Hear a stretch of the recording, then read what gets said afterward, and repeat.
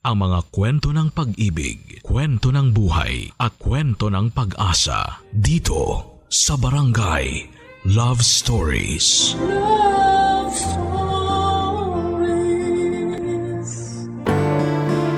Sadyang hindi magkakapantay ang kinakatayuan ng bawat isa sa atin. Sa pagsilang pa lamang natin ay magkakaiba tayo ng estado sa buhay. Sa kabila ng ating ikinamulat ay sinisikap or sisikapin nating umangat upang pagandahin ang ating kinabukasan. Ang tanong na lamang dito ay kung paano makakamit itong pangarap ng pag-ahon. Ikaw, kabarangay, nasubukan mo bang ipilit na baguhin ang iyong kapalaran sa paraang hindi patas? Dear Papa Dudut, magandang araw po sa inyong lahat. Binabati ko po ang mga tagapakinig ninyo sa Barangay LS 97.1 at sa Barangay Love Stories. Nais ko pong malaman ninyo na paborito ng mama ko ang inyong programa at sinusubaybayan niya kayo bilang kanyang libangan habang siya ay nasa bahay. Sa kanya ko po nalaman ang Barangay Love Stories, kaya naman naisipan kong magsulat sa inyo, Papa Dudut. Handa akong ibahagi ang aking karanasan kahit matinding kahihiyan ang nararamdaman ko sa ginawa ko. Ilang taon kong maingat na itinago mula sa lahat ang pangyayaring ito, ngunit ngayon ay nagpasya akong magsulat sa inyo. Nang ibabaw ang hangaring kong may matutunan ng ibang tao mula dito. At upang protektahan ang identity ko at ng aking pamilya ay maaari nyo kong tawagin sa hindi ko tunay na pangalan na Sandy. 47 anyos ako sa kasalukuyan, 7 taon nang nakakalipas mula nang naranasan ko ito. Nagtatrabaho ako noon bilang executive assistant. Ang boss ko noon ay tawagin nating si Camille. Magkaedad kami. Parehas ng taon ang aming kapanganakan. Ngunit ang mga buhay namin ay sadyang magkaiba. Kung ikukumpara kaming dalawa ay para kaming araw at gabi. Lumaki ako sa isang pangkaraniwang pamilya, kung titingnan ay maayos naman ang kalagayan namin. Nakatapos kaming magkakapatid ng pag-aaral at may kanya-kanya kaming stable na trabaho. Pinatapos kami sa kolehiyo ng aming mga magulang nang may kaakibat na sakripisyo at nagbunga naman po ito. Mula sa pagsisikap naming magkakapatid ay nakabili kami ng bahay sa Cavite. Kaming dalawa ni Mama ay tumutuloy noon sa inuupahan ko sa Malate, Manila na malapit sa opisina ni Camille. Dahil kahit papaano ay nakakaluwag kami pagdating sa pera ay nakakapasyal din ang pamilya namin. Nakakabili ng mga pangangailangan at pati ng ilang luho at paminsan-minsan ay nakakagala pa sa ibang bansa. Ang katunayan naman or katayuan naman ng pamilya ni Camille ay malayo sa buhay namin at pati na rin ng sa karamihan. Si Camille ay pinanganak ng mayaman. May malaking negosyo, ang mga magulang niya na ipinamana sa kanya. Siya ay isang literal na tagapagmana ng isang kumpanya. Tuwing pumapasok siya sa opisina ay matikas ang kanyang postura. Yung kahit sino'y makikita kaagad na boss siya. Lahat ng damit niya ay mamahalin at ang bawat piraso nito ay kapresyo ng ilang araw kong pagtatrabaho. May isip ninyong hindi niya kailanman naranasang gumawa ng gawaing bahay, sumakay ng mga pampublikong transportasyon o masinop na pag-ipunan ang pambili ng anumang gamit sa bahay.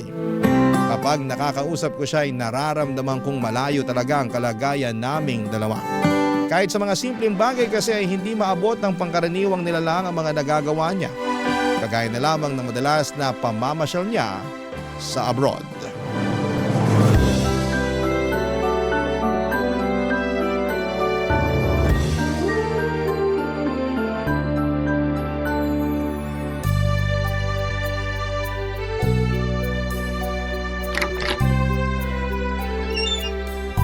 Good morning po, Ma'am Camille. Good morning! Wow, ang ganda naman po ng suot nyo ngayon. Thank you. Bagay itong blazer na kasama yung suot kong dress, no? Opo, mapapalingon yung sino mang makakakita sa inyo. Saan niyo po nabili ang suot nyo? Itong blazer sa London pa galing. Binili ko nung nagbakasyon kami ng buong pamilya doon last year. At ito namang dress, Custom made ng isang kilalang fashion designer sa Los Angeles. Pinasadya ko na to sa kanya habang nandun ako kasi matagal ko nang bet yung mga gawa niya eh. Tignan mo, kita mo rito yung masinop na pagkakatahi niya, oh? Kahit sa maliliit na detalye, pulido yung design. Dekalidad yung pagkakagawa. Oo nga po, parang isang obra maestra yung suot nyo. Siguro, ang mahal din po ng presyo niyan. O siya, simulan na natin yung araw. Pakitignan naman yung schedule ko. May meeting ba ako ngayon? Meron po yung kasama ng board of directors. Tungkol po sa monthly agenda. After lunch yun, no? Opo, mamayang 1 p.m. Sige. As usual, pakihanda ng mga dokumento na kailangan para dito. Okay po. Yung minutes of the meeting nung nakaraan, pakiprint muna para matignan ko. Eto po na-print ko na. Nakahanda na po yung lahat para sa'yo. Ah, naiprint mo na pala. Alam mo na yung kailangan gawin, ha? Siyempre, sa tagal ko na dito, gamay na gamay ko na yung trabaho. Eto na po yung printed copy ng minutes. Salamat! Gaano ka na nga ba katagal bilang sekretary ko? 10 years na po. Talaga? 10 years? Mahabang panahon na rin pala. Kaya sanay na ako sa pasikot-sikot ng opisina. Alam ko nga rin po yung susunod na kukumustahin nyo eh. Sige nga, ano nga yun? Ano kayang itatanong ko? Ano pa ba? Di yung tungkol sa mga email, itatanong mo kung may bago. Yun nga yung nasa isip ko. Nakakatuwa naman. May nag-email naman po. Nag-update po yung supplier na approve na nila yung kontrata. Kailangan na lang po ng pirma mo para masimulan na nilang gawin yung order. Okay na sa akin yung terms and conditions nila. Pahingi na lang ng kopya ng kontrata. Pagka-print mo nito, pipirmahan ko na. Pakiabisuhan na lang yung finance department sa approval nito para ma-release na nila yung payment sa supplier. Okay po. Thanks! By the way, naka-vacation leave pala ako ngayong Friday ha? Kaya hindi muna ako available nun. Oh, ngayong Friday? Ngayong Friday. Tinitingnan ko po yung schedule mo eh. Okay, babakante ko po yung oras mo sa Friday. Saan ka po pupunta? Sa Japan lang, balikan din ako ng Monday. Saglit lang po pala yung trip mo, ilang araw lang? Oo, 3 days lang ako dun. Wow, sana all! Ikaw na munang bahala dito habang wala ako. Sure, makakaasa ka sa akin. Kayang-kaya mo kahit mawala ako ng ilang araw. Ilang beses mo nang napatunayan yung sarili mo. Malaki ang tiwala ko sa'yo. Masipag si Camille at seryoso pagdating sa trabaho. Pinagsisikapan niya ang pagpapatakbo at pagpapanatili ng family business nila.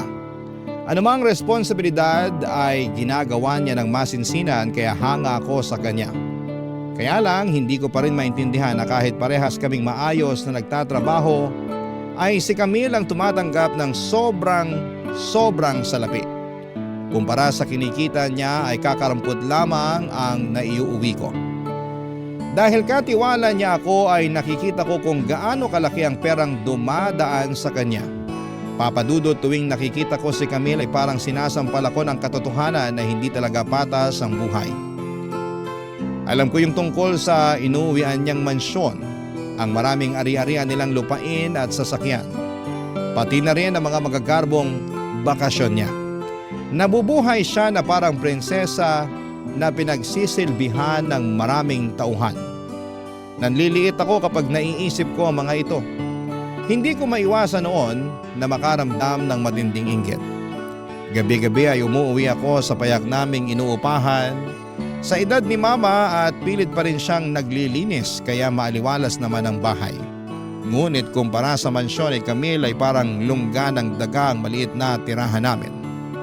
Umaasikaso pa rin si Mama ng mga gawaing bahay katulad ng paghahanda na makakain namin. Nakakasama ko siyang kumain ng pananghalian tuwing day off ko. Ang mga saloobin kong hindi ko nasasabi kahit kanino sa opisina ay nagagawa kong ikwento sa kanya.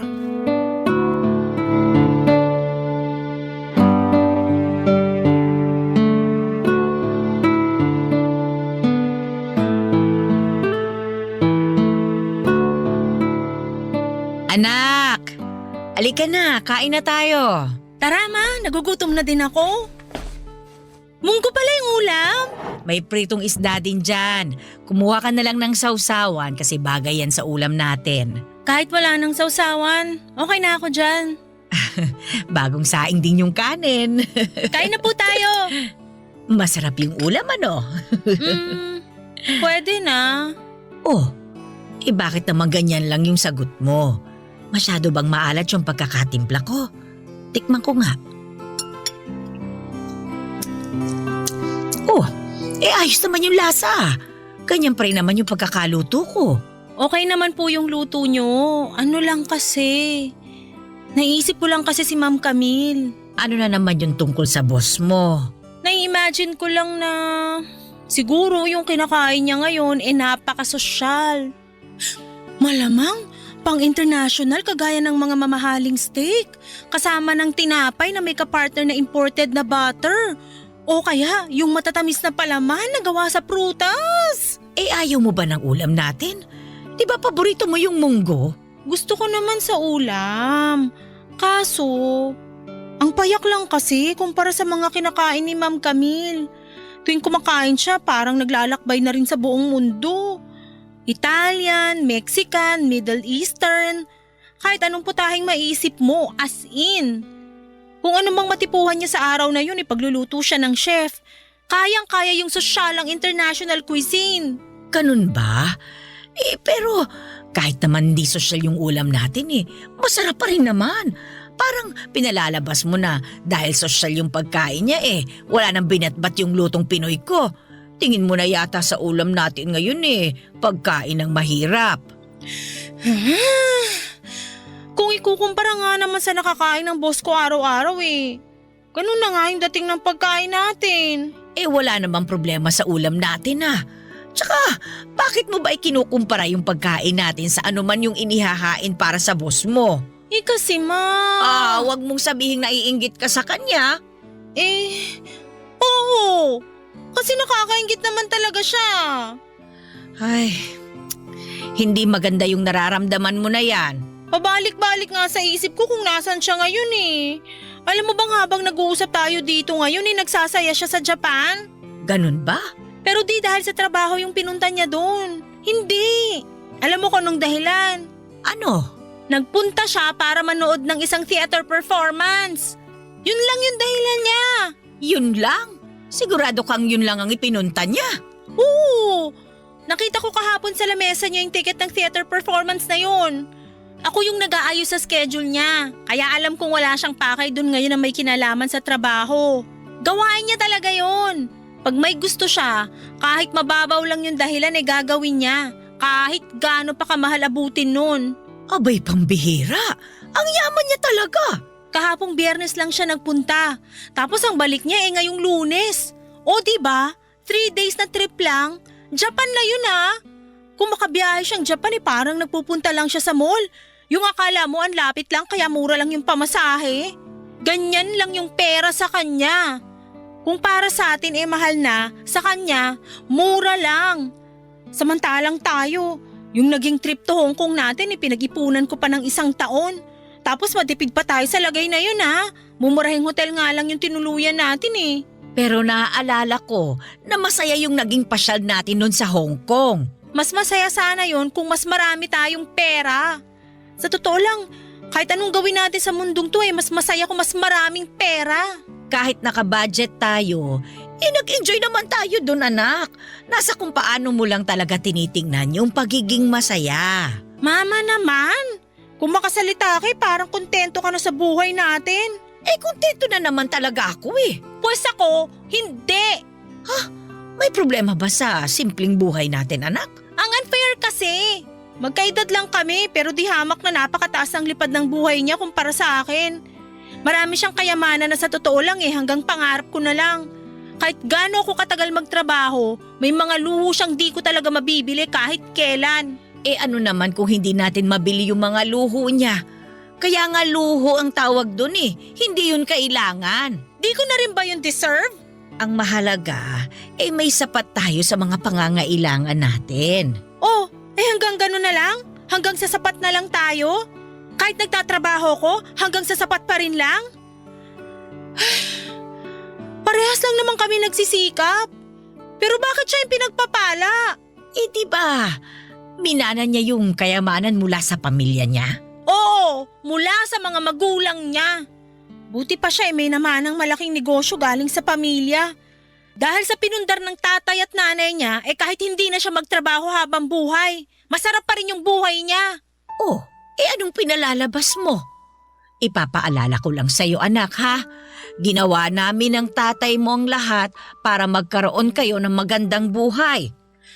Ma, ang pinupunto ko lang, kung pwede ko lang piliin yung magiging magulang ko, sana dun na ako sa mayaman na punta. May namana rin sana akong kayamanan. Kahit sino naman gugustuhin yun. Hindi ko gusto yung pinapahiwatig mo ha. Nakakasakit siyang ganyang mga pananalita. Naririnig mo ba ang sarili mo? Pagiging ingrata na yung tawag dyan. Imbis na magpasalamat ka sa mga magulang mo, nagawa mo pa kaming laitin. O ma, saan ka pupunta? Bahala ka na nga muna dyan. Nawalan na tuloy ako ng ganang kumain. At dahil nga sa pagkukumpara ko sa aking sarili kay Camille ay sumama ang loob ni Mama sa akin. Hindi ko sinasadyang ipamukha sa kanya na minamaliit ko ang mga ginawa nila para sa aming magkakapatid. Noong mga panahong yon ay hindi ko pa napapansin ang epekto ng aking inggit sa mga taong malalapit sa akin. Humingi ako ng tawad kay Mama at hindi na niya dinibdib ang tampo niya. Maaari na sana akong matauhan mula dito sa pinag-awayan namin ni Mama. Ngunit mas nangingibabaw pa rin sa akin ang paghahangad sa kayamanan ni Camille. Dahil kasama ko palagi si Camille ay nakikita ko ang marangya niyang pamumuhay. Pilit kong itinago ang aking inggit ngunit nananaig pa rin ito sa isipan ko tuwing nakikita ko ang anumang bagong luho na dala niya. Noong nagsimula akong magtrabaho kay Camille ay wala naman akong anumang masamang balak. Nadala na lamang ako ng tuloy-tuloy na pagbubulong ng inggit sa akin na mga paraan upang makalamang ako. Sadyang sa itinagal ko sa trabaho ay nakasanayan ko na ang proseso dito. Nakikita ko na rin noon ang mga butas sa sistema ng opisina. Yung bangkong saan po pwedeng makalusot ang kalokohan. Pumasok sa isipan kong gamitin ito para sa aking pansariling interes. Ipinakita ni Camille ang tiwala niya sa akin at eto'y napakinabangan ko upang manatiling nakalihim mula sa kanya ang isang bagay na sinubukan ko, Papa Dudut. Alam kong kapag nalaman niya ito'y hindi niya magugustuhan. Ngunit tinuloy ko dahil paborito sa akin na mga panahong kailangan ko ito, Papa Dudut. Barangay Love Stories. Barangay Love Stories. At dahil nga si Camille ang boss ng buong kumpanya ay makapangyarihan ng anumang nagmumula sa kanya na salita, pasya o papeles. Napansin ko na anumang dokumentong nagmumula sa kanya ay hindi kine-question ng ibang mga departamento kaya agad itong naasikaso. Papa Dudut, pumasok sa isipan ko na magagamit ko itong kalakaran para sa sarili kong pakinabang. Naisipan kong gamitin ang kanyang pirma upang magpanggap na ako'y siya. Sinadya kong aralin ang kanyang pirma hanggang sa nakuha ng kamay ko ang itsura nito. Pagkatapos ay nagkaroon ng isang dokumentong pinansyal na nangangailangan ng pirma ni Camille at sinubukan ko dito ang bersyon kong huwad. Nang ipinasa ko ito sa ibang departamento ay walang sino mang nagtanong tungkol dito o kaya'y umalma man lamang. Nagpatuloy itong transaksyon nang walang naging aberya. Umayon sa inaasahan ko ang nangyari. At dahil nga matagumpay na naaprobahan ng isang dokumento ay lumakas ang loob kong magpaaproba ng sumunod pang mga papeles na remedyohan ko lang. Nang nakakupit ako ng halaga dito ay nakaramdam ako ng uhaw para sa higit pa. Ito pala ang tipo ng uhaw na hindi mapapawi kahit gaano pa karami ang mali ko. Hindi ko na idedetalye pa ang aking mga ginawa. Sabihin na lang natin na sa katagalan ay palagi ng palaki ang tinatangay ko. Isang araw pagkakuha ng inumit kong pondo ay naisipan kong gastusin po ito upang sorpresahin si Mama. Hindi ko inakala ang naging reaksyon niya nang malaman niya ang tunay na pinagmulan nito.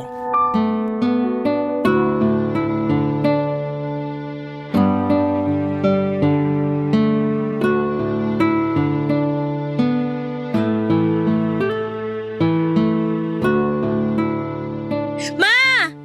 Ma! Oh, bakit? Lika, tingnan mo po yung inuwi ko. Papunta na ako riyan. Oh, ano bang ipapakita mo? May binili ako. Eto. Tiyanan! Aba, ang laki naman yan. Ano naman ito? Aba, Meron na tayong bagong TV! wow! Mula ngayon, makakapanood ka na ng mga palabas sa malaking screen. Ay, abay, ganito na pala ang usong TV ngayon. Napakanipis naman nito. Oo! Napag-iwanan na kasi tayo ng panahon sa lumang TV natin. Mula ngayon, naka-smart TV na tayo. Sobrang laki pala nito. Nako, kailangan yata natin bumili ng bagong patungan para dito. Ay, oo, kailangan na nga. Yung mas malapad na. Sige, bili na rin tayo ngayon ng bagong TV stand. Tara, magtingin tayo sa mall. Ay, teka, mukhang marami ka yatang panggastos ngayon ah. Sumahod ka na ba? Hindi. Sa susunod na linggo pa yung sahod ko. Oo, nakakuha ka ba ng bonus pay? Hindi rin. Ganun ba? Nakaipon ka na kaagad mula nung huling sahod mo? Kakahanda lang natin para sa birthday ng kapatid mo nung nakaraan ah. Hulaan mo kung paano ko to nabili. Nako, baka naman ni kay nangutang. Hindi. Bukod pa doon. Huwag kang mangungutang kung para lamang sa mga gamit na hindi naman natin kailangan ha. Relax ka lang po. Di ko hiniram yung pambili ko dito. Ayoko mamroblema ka sa ipambabayad mo sa utang. Tandaan mo, mahirap yon kapag nabaon ka. Opo, ma. Mabalik nga tayo. Mukhang mahal pa itong TV na ito ah. Sosyalin.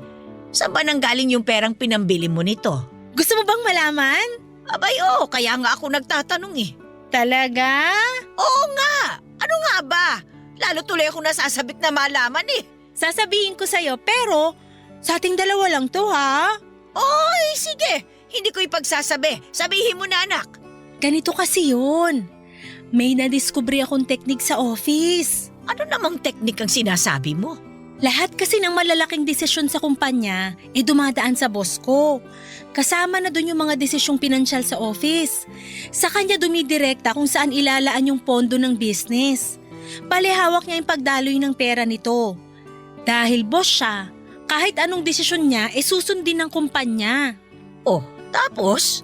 Dahil nga boss siya, umuusad yung buong kumpanya para umayon sa desisyon niya. Paano naman ngayon malalaman ng kumpanya na galing sa kanya yung utos?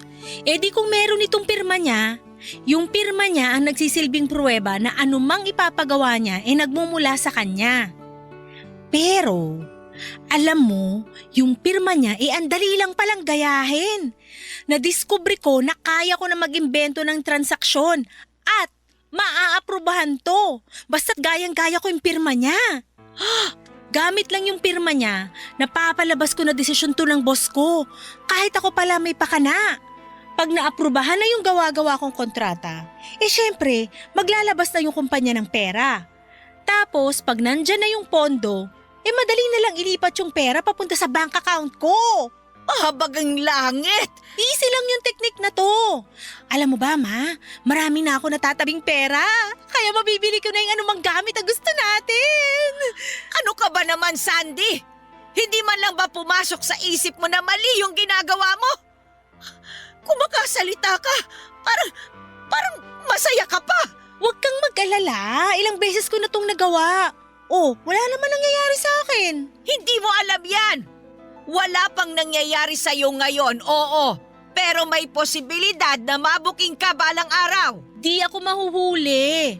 Maingat ko kayang nilulusot yung diskarte ko. Ay naku, ewan ko sa'yong bata ka. Kung mahuli ka man o hindi, hindi yun ang ipinupunto ko. Ang mali ay mali. Kahit ano pang ikatwiran mo. At saka sigurado akong krimen yan, anak. Magiging krimen lang to pag nahuli ako.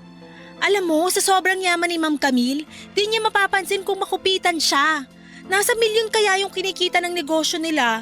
Ano ba naman yung ilang libong piso kung mawala sa kanya? Sinasabi ko na, barya lang yung tingin niya doon.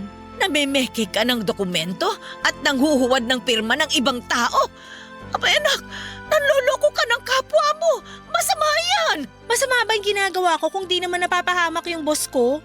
Di kawalan sa kanya tong kinukuha kong halaga, as in. Kahit na. Anak, pag nanakaw pa rin yung ginagawa mo. Sige ha, itatanong ko, saan ba nanggagaling yung pera niya? Ha? Sa tingin mo, paano ba yumaman yung pamilya ni Ma'am Camille?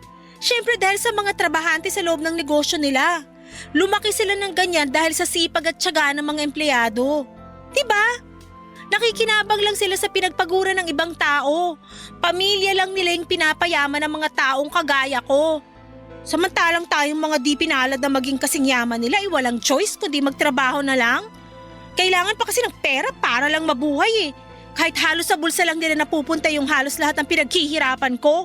Hindi ako sang-ayon sa pananaw mong yan. Kung sa palagay mong mali yung boss mo na masyado niya kayong pinakikinabangan, nasa kanya na yon. Hindi ibig sabihin gagantihan mo rin siya ng mali. At saka, sinasahuran ka naman niya sa tinatrabaho mo, anak. Kulang na kulang yung binabayad sa akin. Yung renta pa lang ng bahay malaki na yung kinukuha mula sa sahod ko. Kumpara naman sa kanila na halos malunod na sa pera sa sobrang yaman. Ano, dun lang mapupunta yung effort ko para sa pagpapakasasa nila? Ngayon, kinukuha ko lang yung halaga na dapat sa akin talaga. Hindi ka naman niya ninanakawan. Malinaw yung pinagkasunduan yung sahod mo bago ka na masukan sa kanya. Maliit nga kumpara sa kinikita niya. Siya lang ba yung may karapatang yumaman? Siyempre hindi. Hindi ka naman niya pinipigilang magpayaman sa sarili mong pagkukusa. Pwede kang kumita ng pera sa ibang paraan, anak. Huwag lang sa paraang tuso. Huwag mong kunin ang hindi sa'yo. Hindi sa'yo yung pera. Akin na to, huwag mo itong pakialaman. Ay, sinasabi ko sa'yo, tigilan mo na yan. Mapapahamak ka talaga dyan sa pinaggagawa mo. Labag sa loob ni Mama na gamitin ang binili kong telebisyon. Pinanindigan niyang hindi niya tatangkilikin ang isang bagay na mula sa ninakaw na pera. Ang nangyari ay nanatili na lamang ito sa loob ng kahon na bagong-bago pa. Hindi ko na rin po ito ginamit upang maiwasan ang pagtatalo naming mag-ina. Mula nang pinagsabihan niya ako ay wala na akong ibinalita sa kanya tungkol sa kinikita ko sa maruming paraan. Ngunit pinagpatuloy ko pa rin po ito. Nanatiling normal ang kalakaran sa opisina, wala ni isang taong nakakaalam sa ginagawa ko, lalo na si Camille. Katulad lamang noong hindi pa ako nangungupit ay magarbo pa rin ang kanyang pamumuhay. Hindi man lang nakaapekto sa kanyang karangyaan ang pagbabawas ko ng kayamanan niya. Ipinatili ko sa aking isipan na walang mali sa ginagawa ko dahil hindi naapektuhan ang pamumuhay niya. Tinandaan ko na malalim naman ang balon ng kayamanan ni Camille, kaya anumang pagtatapik ng konsensya ko sa akin noon ay napapatahimik ko. Papadudot habang tumatagal ay dumadali pa rin sa akin ang pangungupit ko. Lumakas lalo ang aking loob at napadalas pa ang pagkuha ko ng perang hindi naman para sa akin. Nang sinilip ko kung magkano na ang kinulimbat ko't umabot na pala ito ng 7 digits. Sapat na itong halaga upang makabili ako ng bagong bahay. Dito'y pinigilan ko na sana ang sarili kong magnakaw pa. Ngunit para akong sinapian ng pagkauhaw nang lalo ko pang mabibili ang mga kagustuhan ko. Anumang balak ko'y tigilan ito ay kusang lumalaho. Mas nanaig ang pagiging ganit ko para sa walang katapusang pagiging matakaw sa pera. Hinayaan ko na manatiling lingid sa kalaman ni Camille ang aking pagnanakaw. Sa isip ko nooy kahit gaano ko kadalas na makita ang kanyang luho ay kampante ako basta't napagpapatuloy ko ang pagkuha sa kayamanan niya. Naisang tabi ko itong gawain isang araw nang may nangyari sa pamilya ko. Sa tagal kong nakasama si Camille ay akala ko'y lubos ko nang kilala ang kanyang pag-uugali. Meron pa pala akong madidiskubre tungkol sa kanya, Papa Dudut.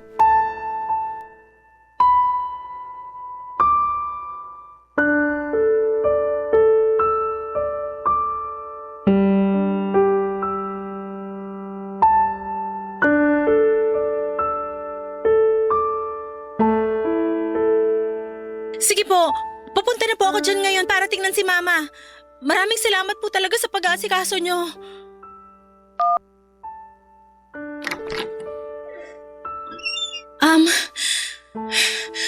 Ma'am Camille, Ano yan? pwede po ba akong mag-leave ngayong araw? Okay lang, wala namang kaso. Pero bakit naman?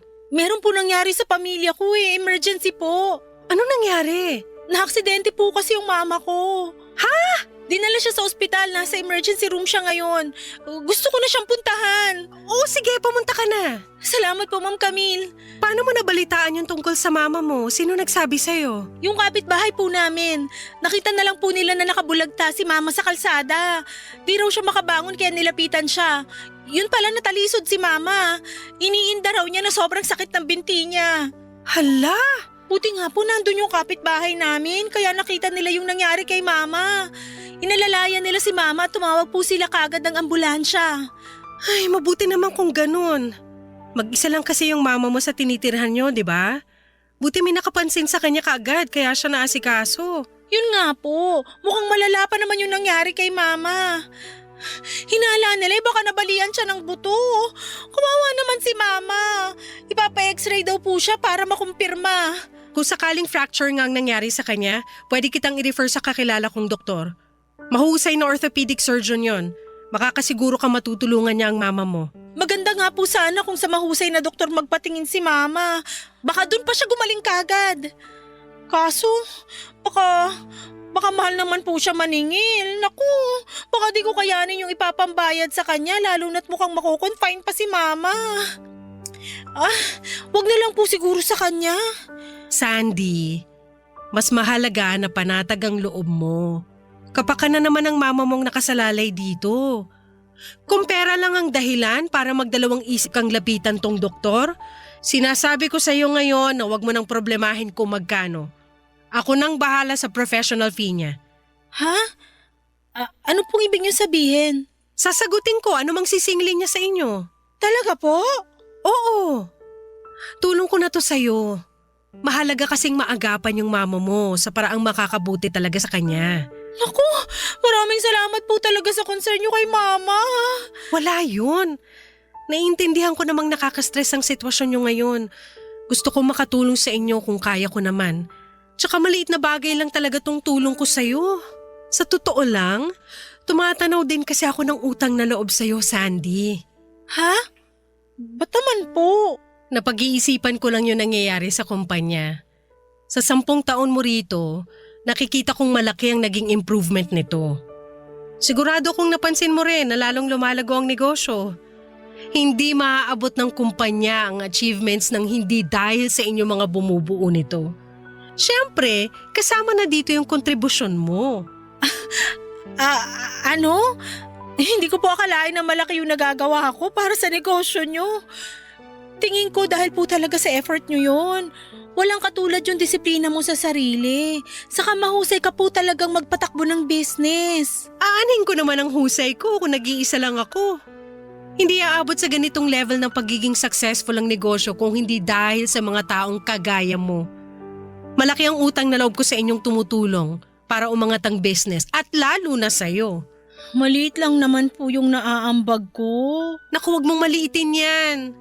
Ang maliit na kontribusyon ng bawat isa kapag pinagsama-sama ay nagiging malaking bagay na napapakinabangan ng lahat. Bawat isa sa inyo ay nakakatulong.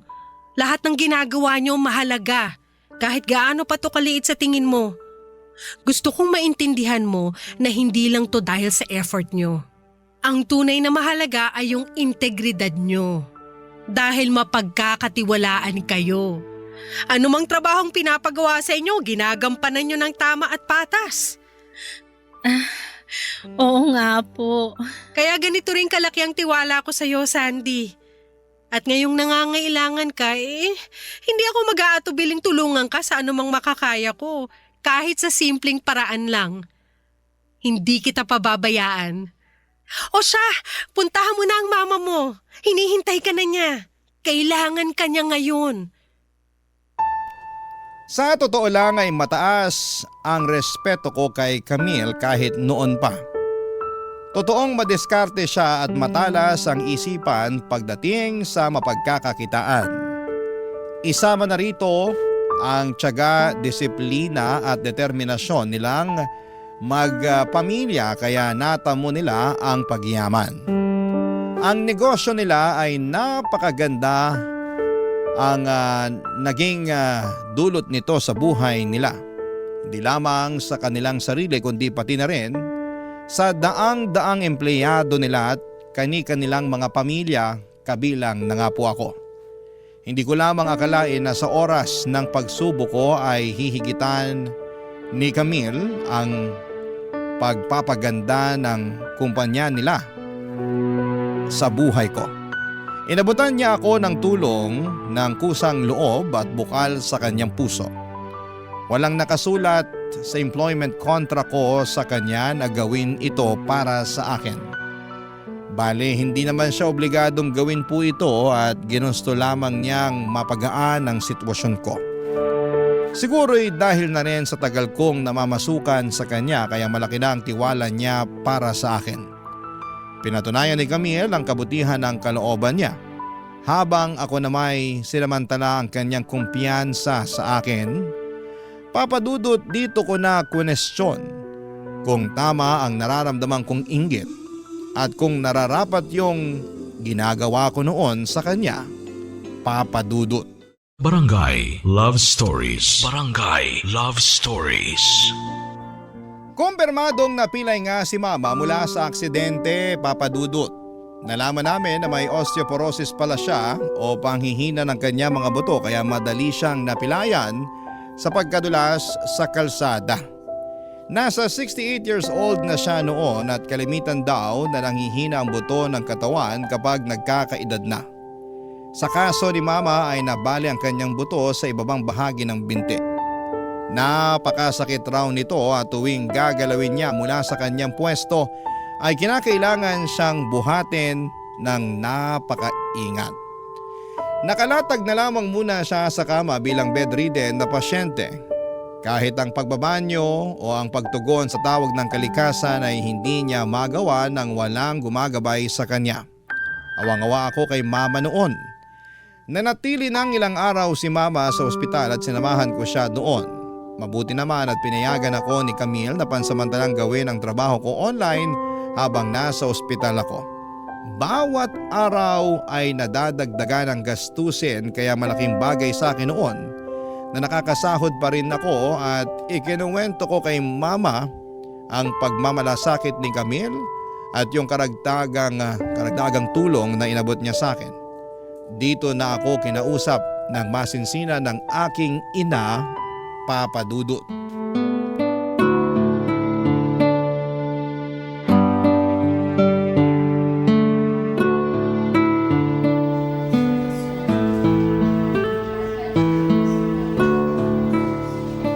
Komportable ka na po sa higa mo, ma?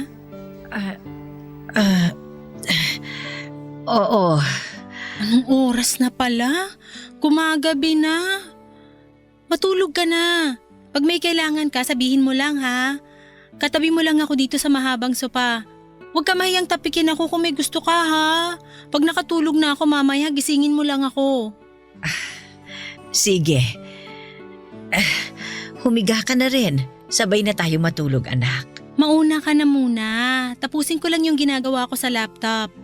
Mabuti, ayos lang sa boss mo na magtrabaho ka habang wala ka sa opisina. Buong araw nandito ka lang sa ospital. Oo, kaya ko namang gawin yung halos lahat ng trabaho kahit saan. Basta nakakapag-online ako. Ganun ba? Iba na talaga ang panahon ngayon, ano? Alam mo anak, masaya ako ngayon na kasama kita. Siyempre, di kita papabayaan.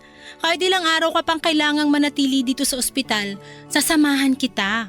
Malaking bagay sa akin yung pinayagan ka na ng boss mo na makapagtrabaho sa ganitong paraan.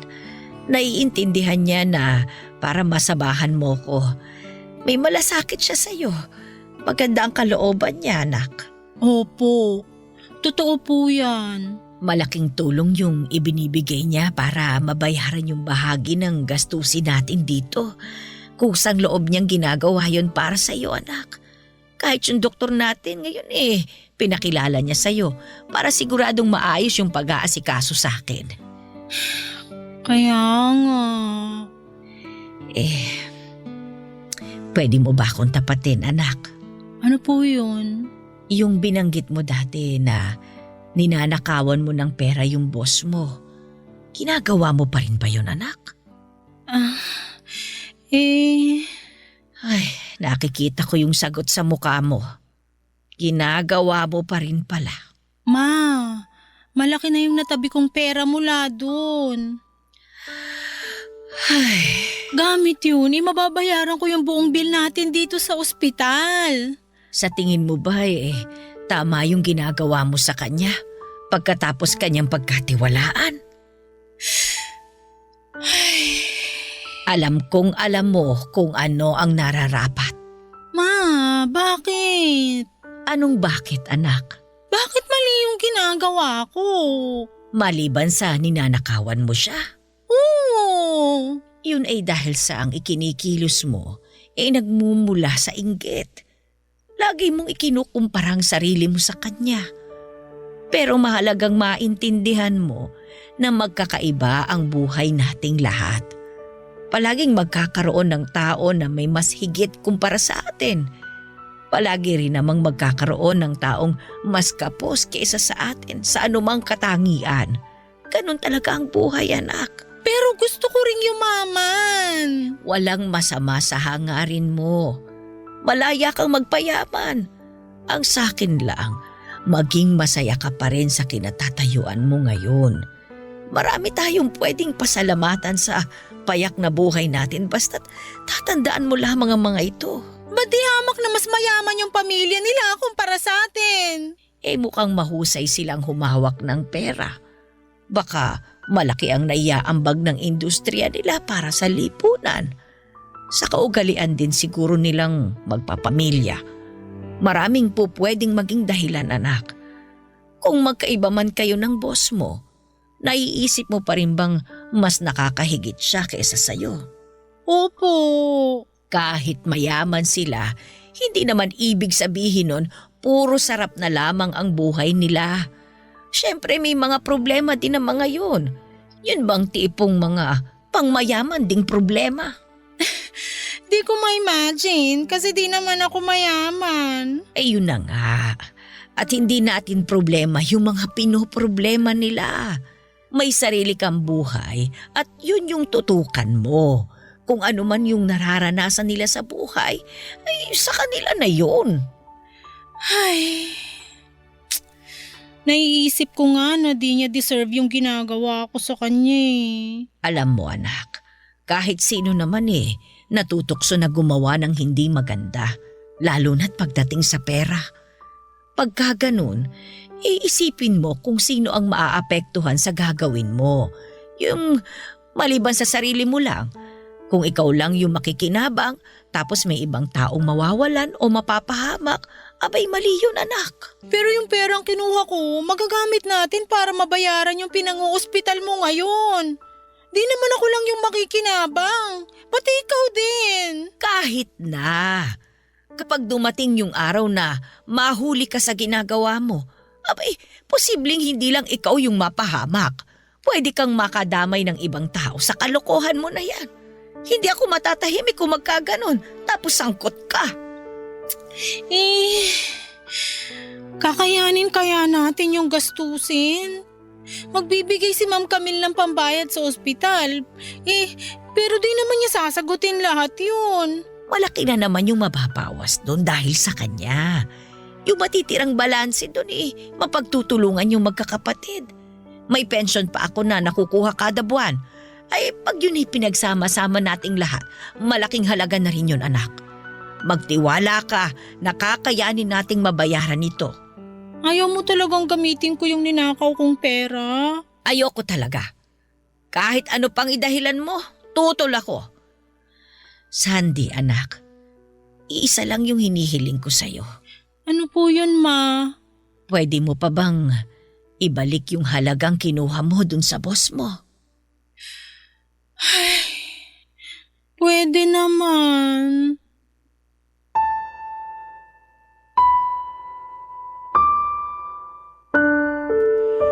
Tinupad ni Camille ang kanyang sinabi at binayaran niya ang nirekomenda niyang doktor para kay mama. Sinagot din niya pati ang malaking porsyento ng naging bill namin sa ospital. Tuwing naaalala ko ito ay hindi ko may paliwanag ang nararamdaman ko na magkahalong utang na loob at pagpapakumbaba. Naantig ang puso ko sa kabutihang ipinakita niya sa aming mag-ina. Ito yung tipong hindi ko makakalimutan sa panghabang buhay. Kaya hindi nakapagtataka na mula noon ay nakonsensya ko sa ginawa ko sa kanya. Pagkatapos kong bayaran ang aming balance sa ospital ay umuwi kami ni Mama bit-bit ang pag-asang gumaling na siya. Nagkaroon ng cast o sementong nakabalot sa binti ni Mama upang mapanatili ang pwesto ng buto habang humihilom ito. Dahil dito ay nahirapan siyang makagalaw ng nag-iisa. Nausog ang mga gamit sa loob ng bahay upang magkasya at makaikot dito ang wheelchair. Binigyan ko din siya ng upuan na may kasama ng arenola. Katabi ito ng kanyang higaan upang hindi siya mahirapang pumunta sa banyo. Dahil kailangan pa ni Mama ng mag-aasikaso sa kanya ay sinamahan muna siya ng kapatid ko at ang kanyang pamilya. Ako na may muling pumasok sa opisina. Pabalik-balik sa isip ko ang mga paalala sa akin ni Mama. Ayaw kong mag-alala siya sa akin kapag mapahamak ako sa ginawa ko. Gusto niyang manatiling tahimik ang aming buhay at nais niyang piliin kong gawin ang tama palagi. Anumang sitwasyon ang aking kinakaharap. May punto din siya na ang ginawa ko nga ay maapektuhan hindi lamang ako kundi ang iba pang tao at pati na rin si Mama mismo. Papadudot nagpa siya akong tuparin ang hiniling niya mula sa akin. Ang perang ninakaw ko ay nakaipon sa aking bank account. Halos buo pa ang halaga nito. Yung nagastos ko mula sa perang ito ay nakayanan ko namang palitan gamit ang sarili kong sweldo. Walang imikong binalik ang bawat piso sa pinagkuhaan nitong mga bank account ng kumpanya na parang walang nangyaring kababalaghan sa kanila. Nang naibalik ko na ang lahat ng ito ay aaminin kong nakahinga talaga ako ng maluwag. Napagtanto kong sa wakas ay hindi ko na kailangang masyadong bantayan ang kinikilos ko kapag magkasama kami ni Camille. Doon ko lamang naramdaman muli na gumaan ang loob ko at parang nabunutan ng tinik ang aking dibdib. At ang kaba na namalagi dito ay natunaw na lamang. Lumipas ang ilang buwan, papadudot na mapayapa ang pakiramdam ko sa opisina. Muli kong sinagawa ang aking trabaho ng tapat, kaya lang minsan noong binati ko si Camille ay tinignan niya ako ng seryoso sa aking mga mata. Malalim ang titig niya sa akin na mukhang masama ang kanyang loob.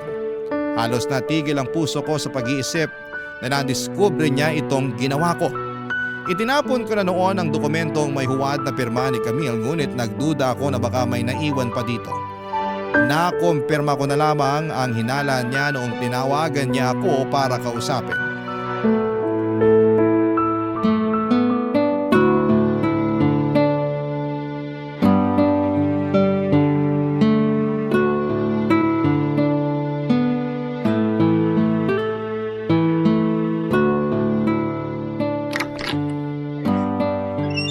Good morning, Ma'am Camille. Sandy, may kailangan tayong pag-usapan. Sige po. Tungkol po saan? Seryosong bagay to. Maupo ka.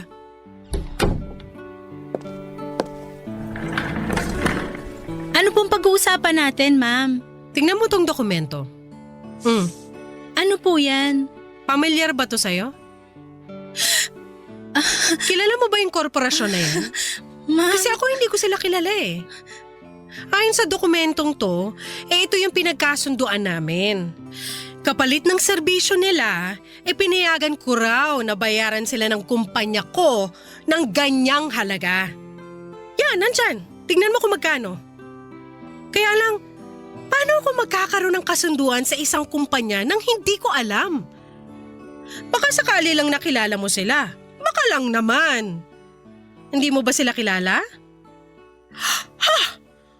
Paano yun, Sandy? May multo ba rito sa opisina? Tsaka ang husay ng multo, ah. Ginawan ako ng kontrata nang wala akong kamalay-malay. Tignan mo. Nakapangalan pa sa akin. Wow! Alam pa ng multo yung full name ko. At aba, ang ganda rin ng pagkakagawa ng pirma ko rito, ah. Yun oh, perfect yung itsura. Di na-aprobahan to. May pahintulot ko raw kasi. Ayan yung pirma ko, oh. Kanino pa ba manggagaling to kundi sa akin? Pumayag daw ako na magbayad sa misteryosong kumpanyang to ng ganitong halaga. Oh, patayo mo tignan kung magkano. Diba sabi ko sa'yo, tignan mo kung magkano yung nandyan sa dokumento? O nakita mo na. May ipapakita pa ako sa'yo. Ito naman ang tignan mo. Dali na, huwag kang mahiya. Ito naman yung resibo ng transaksyon sa korporasyon. Ito yung bank account number daw ng korporasyon. Di syempre, i-check muna pag may time. Alam mo, wala na sana akong time para sa ganito eh. Pero ano pa habang mawawala sa akin ngayon? Baka mas malaki pa lalo yung mawala sa akin eh, no? Sa loob pa mismo ng sarili kong office, no?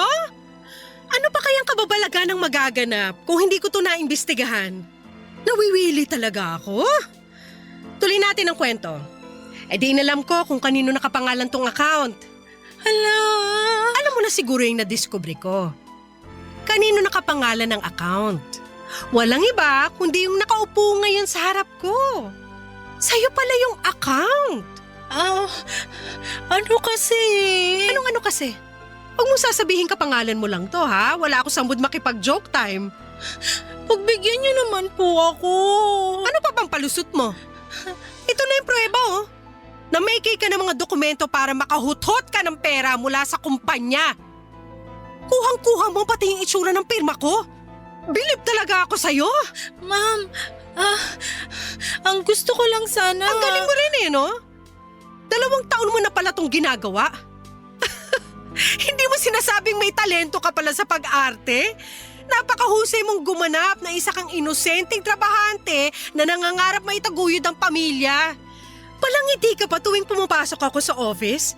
Yung pala habang hindi ako nakabantay sa'yo, ino-onsi mo na pala ako? Napaka-plastic mo? Ay, naluluha ka ba? Bakit naman? Nandito na tayo sa exciting part. Talentado ka nga lang ba?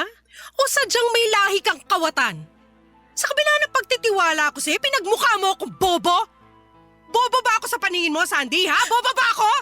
Ma'am Camille, please. Siguro kung isang beses mo lang ginawa, baka lumusot ka pa eh. Kaso kinain ka na ng pagkagahaman mo. Kaya tinuloy-tuloy mo. Ginawa mong hobby. Ano masaya ka naman, Sandy? May bagong hobby ka na? Ang dami mo pang pera? Ito naman yung dokumento ng financial transactions ng kumpanya last year. Para lang mag-gets mo kaagad. Yung mga dilaw na highlight dito ay yung mga transaksyon na may account number mo. Wow naman, ang dami naka-highlight sa page na to. Puro sa account mo ipinadala yung mga nandito. Ha!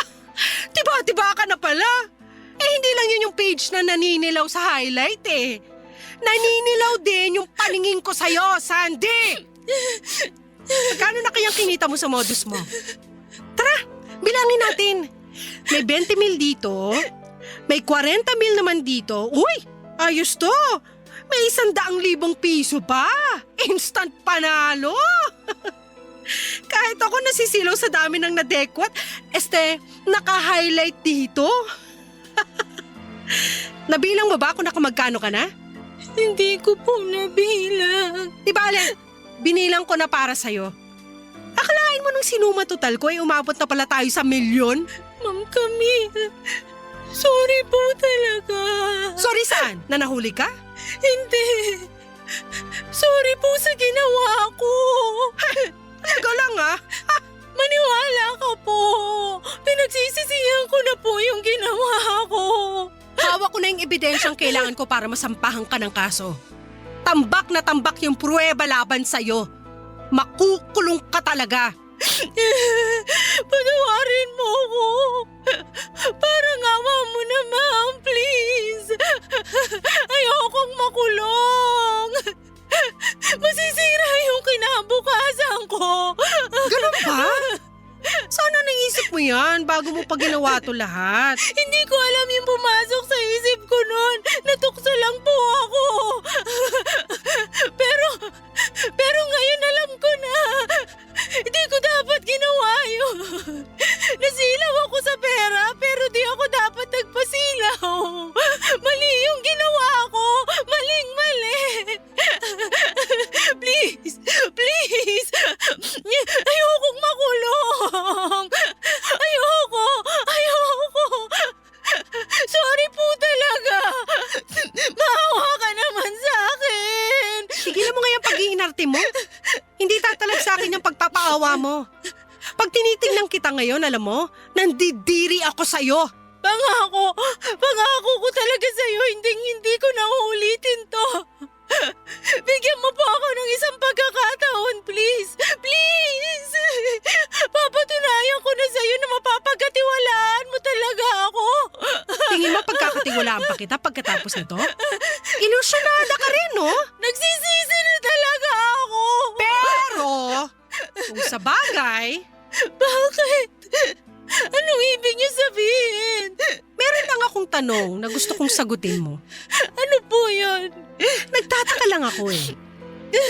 Ito yung mga transaksyon ng account number mo 4 months ago. Ayon dito, puro papasok ng kumpanya yung pera. Opo. Tapos ang suma total din nito ay yung perang ninakaw mo. Opo. Anong ibig sabihin nito? Paki-explain nga. Binalik ko yung pera. Lahat po yun. Binalik mo? Bakit? Mula po kasi nung nanguha ako ng pera, hindi ako tinigilan ng konsensya ko. Patuloy akong dinadalaw ng takot na baka mapahamak ako dito.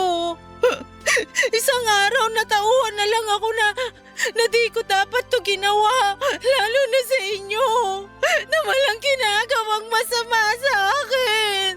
Wala talaga akong ginagawa sa'yo. Hindi kita kailanman niloko o inisahan. Gusto ko bawiin yung pagkakamali ko. Kaya binalik ko lahat ng kinuha ko. Gusto ko na lang maibaon sa limot tong lahat ng ginawa ko at makapagpatuloy na wala akong dinadalang bigat sa loob. Nawala nga yung ibang ebidensya laban sa'yo. Marunong rin palang maging multo yung mga papeles. Malamang na-dispatcha mo na yon. Kaso, may naiwan palang isang peking kontrata. Kaya pinilit mo mang itago yung kasalanan mo, nabisto ka pa rin. Eksakto yung halagang binalik mo. Walang kulang ni isang sentimo. Kaya lang may mga pagkakamali na hindi na may babalik sa dati. Sa huli, nagnakaw ka pa rin. Hiyang-hiya po ako sa ginawa ko. Di mo na may babalik ang tiwala ko sa'yo. Sandy, ngayon mo lang ito maririnig mula sa akin. Wala ka kasing alam o wala kang pakialam man lang sa pinagdadaanan ko. Parati mo lang nakikita yung kung gaano ko kayaman. Hindi mo alam yung hirap ng pakikitungo sa bawat tao na palaging may duda. Yung kinakailangan ko mag-ingat ng sobra-sobra sa bawat galaw ko dahil halos lahat sila ay may pakay sa akin. Ang dahilan? Dahil sa pera ng pamilya ko. Puro pera ko lang yung pinag-iinteresan nilang lahat. Palagi akong nilalapitan ng mga ganitong klaseng tao para lang mahuthutan ako. Paulit-ulit na lang akong pilit na inuutakan at nilalamangan. Kung hindi ko iningatan ang sarili ko, uubusin talaga nila ako hanggang sa walang matira sa akin. Marami kasing taong walang ibang iniisip kundi yung sarili nila. Kahit makaapak sila ng kapwa, kahit manggansyo sila, wala silang pakialam. Kahit manghila pa sila pababa at mandamay ng iba, wala silang pakialam basta sila lang ang makikinabang. Hindi ko akalain na pati pala ikaw ganito. Akala ko tapat ka, pero niloko mo rin lang ako. Akala ko mapagkakatiwalaan ka. Hindi pala. Wala kang pinagkaiba sa kanila. Manloloko ka rin. Nakakasuklam kayong lahat. Kaya yung mga taong pinagkakatiwalaan ko, pinapahalagahan ko talaga. Napakahirap makatagpo ng totoong taong may malasakit sa kumpanya at lalo na pati sa kapakanan ko. Kaso, pinatunayan mong hindi ka kabilang sa mga taong deserve yung tiwala ko. Hindi ko kailanman maiintindihan ang takbo ng utak ng kagaya mo. Dahil kung tutuusin, kasama ka naman sa pag-angat ng negosyo. Kumikita ka ng pera kasama ng buong kumpanya. Pero tinapon mo yon dahil naging swapang ka. Nakulangan ka sa kung anong meron ka dahil gusto mo sa'yo lang lahat. Hindi mo magawa maging masaya para sa ibang tao na umaangat din sila. Inggitera ka lang. Sobrang hiyang-hiya po ako sa inyo. Humihingi po ako ng kapatawaran. Hindi ko na uulitin to. Hindi mo na talaga mauulit to dahil hindi ka na magkakaroon ng pagkakataon pa. Tapos na ang anumang ugnayan mo sa kumpanyang to. Umalis ka na sa harapan ko. Ayoko nang makita ka pa. Kahit kailan.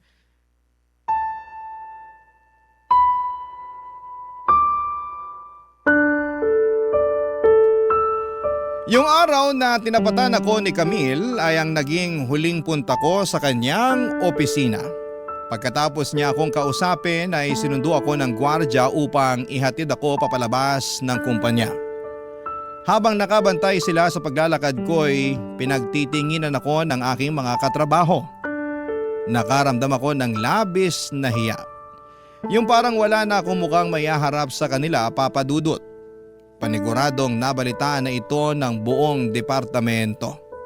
Bantay sarado ako ng mga gwardya na para bang ang mismong presensya ko sa loob ng gusali ay hindi na pinagkakatiwalaan pa. Dito ko nararamdaman ang pagturing sa isang kriminal. Pagka-uwi ko ay nakatanggap ako ng mensahe mula sa Human Resources Department ng kumpanya. Dito na nila ako binalitaan sa naging desisyon ni Camille sa akin. Ayon kay Camille ay tuluyan na akong blacklisted sa kumpanya at bawal na akong muling makapagtrabaho doon. Ngunit ang sumunod niyang sinabi ay kinagulat ko. Nagpasya siyang hindi na niya ako sasampahan ng kaso. Ibig sabihin ay hindi niya ako ipapakulong. Ramdam kong dahil ito sa pagbalik ko ng perang ninakaw ko. Kung hindi ko ito binalik ay siguradong natuloy ako sa bilangguan. Dahil nawala na ako ng trabahong pinapasukan ay tuluyang kaming umuwi ni Mama sa Cavite. Ako na ang lubos na umasikaso sa aking ina at malaki ang pasasalamat kong malaya ako mula sa rehas. Dahil nagawa kong samahan si Mama upang tuluyan siyang gumaling. Napakabuti or nakabuti hindi lamang sa akin kundi pati na rin kay Mama na minulad niya ako sa tamang gawain. Nailayo ako mula sa landas ng kapahamakan. Hindi ko pa rin masagot ang tanong kung bakit hindi patas ang buhay, ngunit hindi ito dahilan upang pairalin ang panlalamang ng iba. Sa kasalukuyan, Papa Dudut ay muli nang nakakalakad si Mama. Ako namay tumuloy na sa pagninegosyo ng buy and sell ng mga damit. Dahilan na rin po ito ng matinding hiya ako sa sarili ko kaya hindi ko magawang bumalik sa corporate world. Kahit sakto lamang ang kinikita dito ay natuto akong magpasalamat sa kung ano ang meron ako. Naging malaking aral sa akin ang pagiging tapat sa kapwa upang ako'y pagkatiwalaan din. Bagay na mahalaga hindi lamang sa negosyo kundi pati na rin sa buhay. Kahit nagkamali ako minsan ay ipinagmamalaki pa rin ako ni Mama dahil sa huli ay ginawa ko naman ang tama. Maraming salamat po Papa Dudut kung mapili po ninyong i-ere ang Barangay Love Stories ng aking kwento.